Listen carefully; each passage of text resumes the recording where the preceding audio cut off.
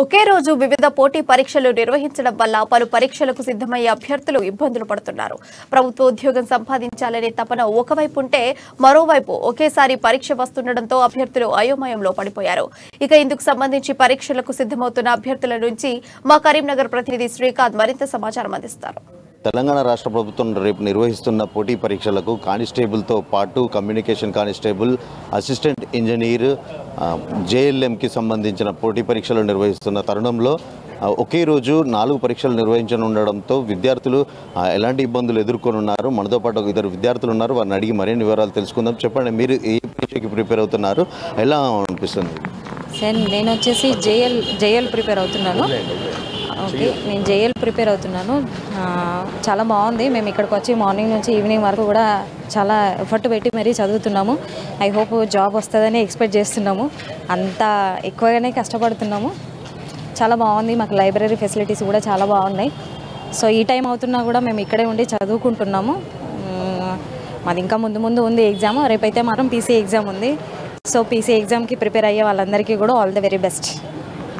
అంటే ఇప్పుడు రేపు పీసీ కాకుండా మిగతా పోటీ పరీక్షలు 4 కూడా నిర్వహిస్తున్నారు కదా, అంటే ఒకే అభ్యర్థి ఎవరైతే విద్యార్థి ఉంటారో వాళ్ళు వివిధ రకాల పోటీ పరీక్షలకి సిద్ధమవుతున్నారు. అంటే ఒకే రోజు మళ్ళీ అదే పరీక్షలు నిర్వహించడం వల్ల అది విద్యార్థులపై ఏమైనా ప్రభావం చూపే అవకాశం ఉంది? సార్, ఇది మాత్రం తప్పకుండా ఉంది. ఒకటే రోజు 4 ఎగ్జామ్స్ అంటే మాత్రం చాలామంది లాస్ అవుతారని అయితే బాధ అనిపిస్తుంది. ఒకటి ఏదో ఈ 2 కూడా ఓన్లీ మార్నింగ్ ఆఫ్టర్నూన్ సెషన్స్ మాత్రం ఏవైతే ఉన్నాయో అవి మాత్రం అటెంప్ట్ చేయగలుగుతాము, కానీ మిగతా 2 ఎగ్జామ్స్ మాత్రం చేయలేము. సో అది కొంచెం బాధాకరంగానే ఉంది.